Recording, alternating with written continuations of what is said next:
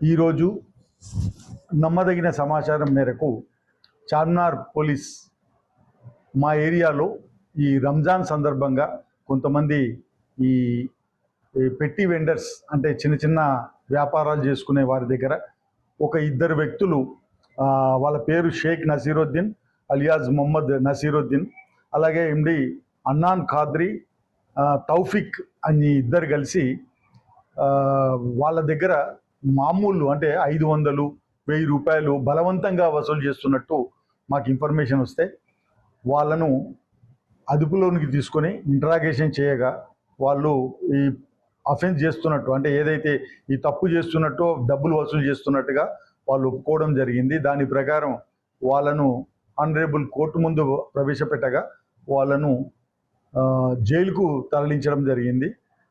దయచేసి చార్మినార్ ఏరియాలో ఎవరైనా ఇటువంటి ఎక్స్ట్రాక్షన్ కానీ భయపెట్టడం కానీ ఎవరినైనా భయభ్రాంతులకు గురి చేసి డబ్బులు వసూలు చేయడం కానీ చేస్తే దయచేసి చార్మినార్ పోలీస్కు ఇన్ఫామ్ చేస్తే మీకు రక్షణ కల్పించబడుతుంది.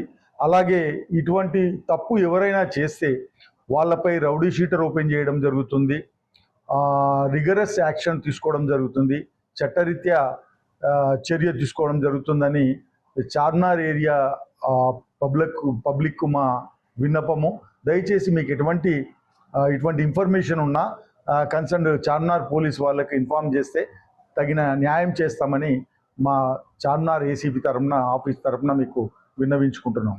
Thank you.